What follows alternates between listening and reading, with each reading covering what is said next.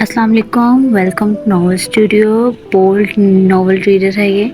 Okay, اس novel میں موجود تمام کردار، جگہ، واقعات اور سینز فرضی ہیں۔ ایپیسوڈ نمبر 3 ہے۔ ناول کا نیم ہے تیرا عشق یا لمس۔ ایپیسوڈ نمبر 3 کا باب نمبر 7 جس کا نام ہے نظر۔ چلیں جی سٹارٹ کرتے ہیں۔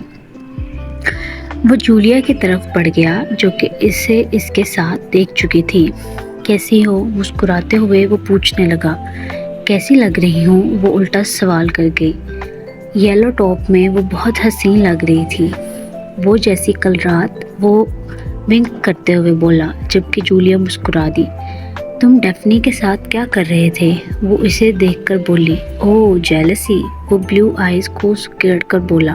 نہیں یار، اصل میں وہ میری روم میٹ ہے اس لیے کہہ رہی ہوں۔ اوہ اچھا، وہ اپنی ہلکی ہلکی داڑھی کھجاتے ہوئے بولا۔ اصل میں پروفیسر نے اسے میری ذمہ داری دی ہے، بچے کو پڑھانا۔ وہ آنکھیں گھماتے ہوئے بولا۔ اوہ یہ بچہ، ڈیفنی بیچاری تو ماری گئی پھر، جولیا افسوس بھرے انداز میں بولی۔ اتنا بھی برا نہیں ہوں، اس بات کو چھوڑو، یہ بتاؤ رات کا کیا پلان ہے؟ وہ اسے گہری نظروں سے دیکھتے ہوئے بولا۔ بھئی میں اب ہاسٹل سے رات کو باہر نہیں آ سکتی۔ ہاں تم آ سکتے ہو میرے روم میں، دیکھتے ہیں کتنے بہادر ہو، جولیا چیلنج بھرے انداز میں بولی۔ اوہ تو ایسا ہے، چلو چیلنج ایکسیپٹ، مگر تمہاری روم میٹس، ان کو چھوڑو، میں اکیلی ہوں گی رات 11 بجے۔ جولیا کے بتائے ہوئے وقت پر وہ گرلز ہاسٹل کے باہر موجود تھا، لیکن ایک لڑکا گرلز ہاسٹل میں کیسے انٹر ہو؟ اگرچہ یہ یورپ تھا پھر بھی ایک ڈسپلن قائم تھا۔ جولیا نے اسے بتایا کہ وہ اس کی روم میٹس ریسرچ کے سلسلے میں یونیورسٹی لیبارٹری جائیں گی اور وہ فری ہوگی۔ اب وہ سوچ رہا تھا کیسے وہ اوپر فلور کے روم 113 میں داخل ہو۔ پائپ کی مدد سے اسے خیال آیا اور پھر وہ بمشکل پائپ کی مدد سے اوپر چڑھنے لگا۔ چلو ایک قسم کا ایڈونچر ہی صحیح، وہ خود کو باور کروانے لگا۔ کھڑکی کے ذریعے وہ روم میں داخل ہوا۔ لائٹس آف تھی جبکہ درمیان والے سنگل بیڈ پر کوئی بلینکٹ میں لیٹا ہوا تھا۔ اتنی سردی تو نہیں ہے، وہ سوچ کر رہ گیا۔ خیر جولیا کا یہ انداز بھی اسے پسند آیا۔ چلو بلینکٹ میں ہی صحیح، وہ آہستہ سے بیڈ کی طرف آیا اور پھر بمشکل اپنے وجود کا وزن اس پر ڈالا۔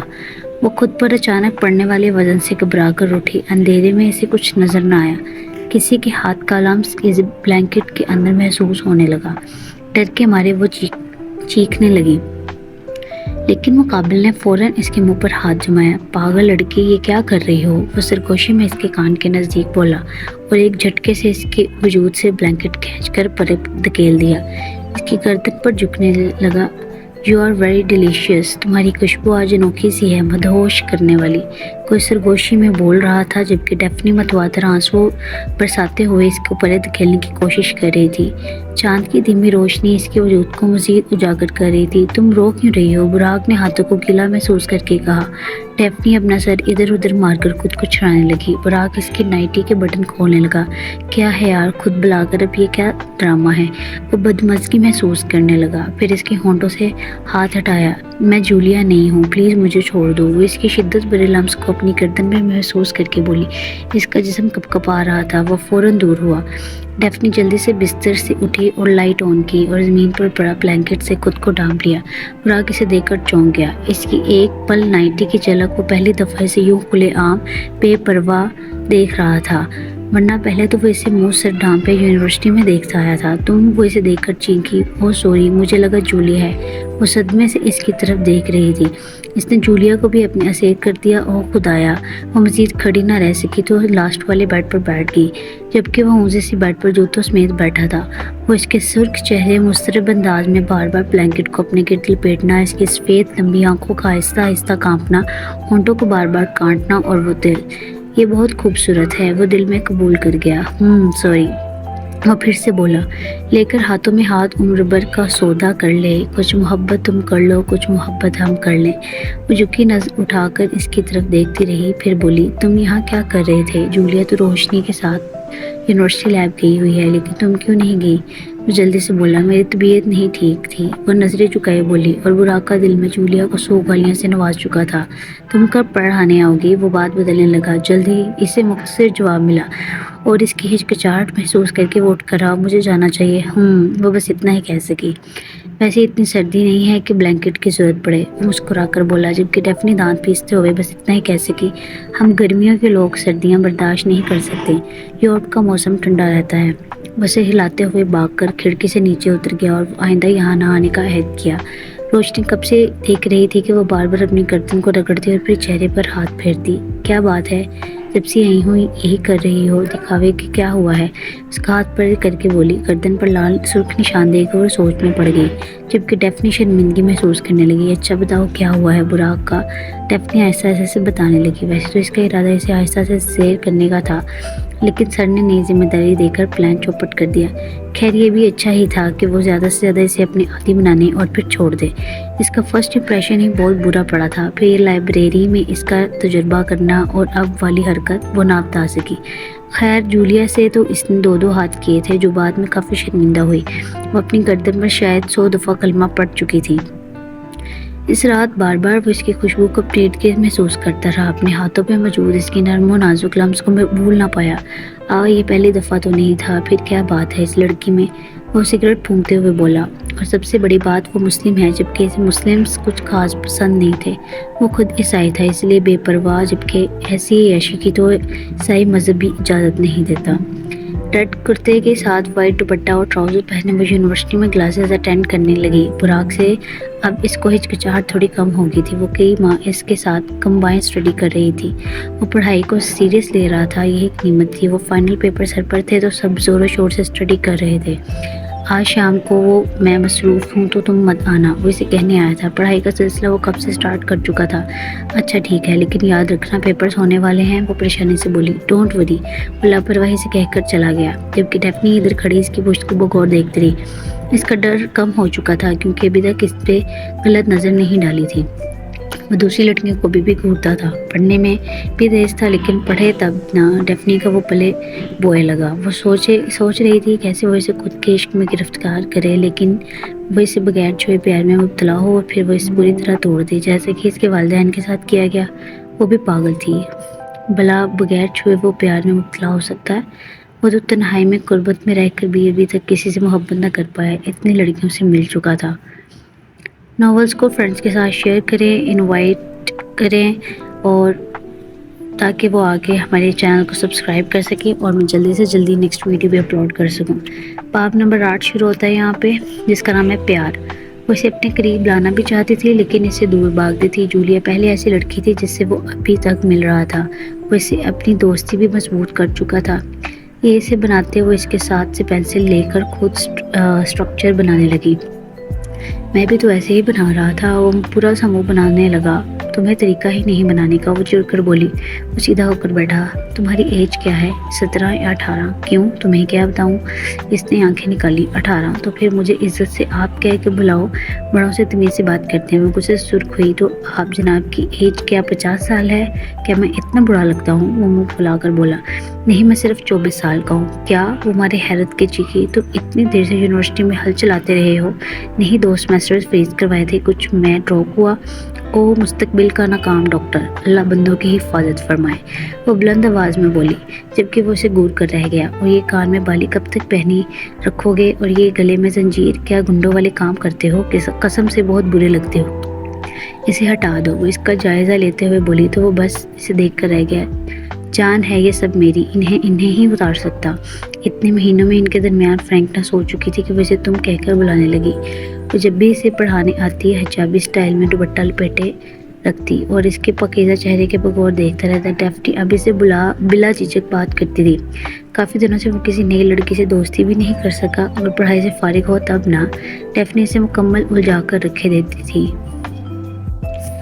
کیسا جا رہا ہے؟ ہاسٹل میں بیڈ پر لیٹے ہوئے روشنی کی آواز اس تک پہنچی۔ بس نارمل ہی ہے ابھی تک تو، وہ بھی تو کافی ہینڈسم ہے، تم نہ اس کی محبت میں مبتلا ہو جانا۔ نہیں، ایسا کبھی نہیں ہوگا۔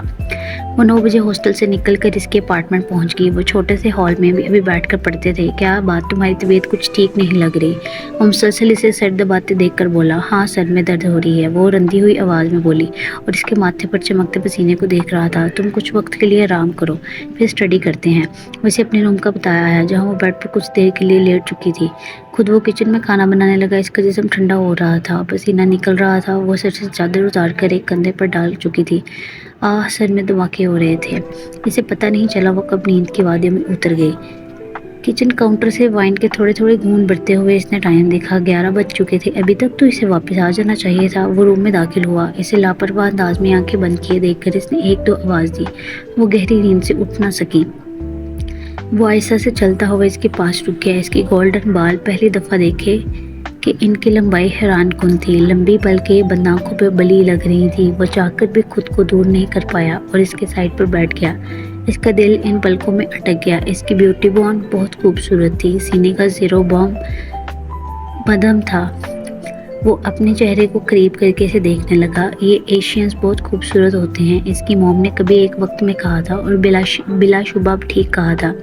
وہ انگلی کو آہستہ سے بیوٹی بون پر پھیرنے لگا۔ ڈیفنی گہری نیند سے جاگی۔ اس کی جھری ہوئی پلکیں واہ ہوئی۔ وہ اس پر جھکا ہوا تھا۔ اس کی بلیو آئیز سرخ ہو رہی تھی۔ کشادہ ماتھے پر کالے بال بکھرے ہوئے تھے۔ ہلکی ہلکی داڑھی سرخ ہونٹوں پر جچ رہی تھی۔ کچھ پل وہ غائب دماغی سے اسے دیکھتی رہی، پھر اچانک اس کی آنکھیں شوق سے پوری کھلی، جبکہ وہ اس کی حالت پر ہلکے سے مسکرایا۔ وہ ان آنکھوں کی گہرائی کو ماپ لینا چاہتا تھا۔ وہ اعتراف کرنے لگا کہ ان سرخ ہونٹوں کے دل کو کبھی بھول نہیں پائے گا۔ وہ اس سے ڈیلیشیس خوشبو سے چھٹکارا نہیں کر پائے گا جو جولیا سے ملاقات پہ اس کو نصیب ہوئی تھی۔ وہ دھکا لگانے سے پیچھے ہٹا اور کھڑا ہو گیا۔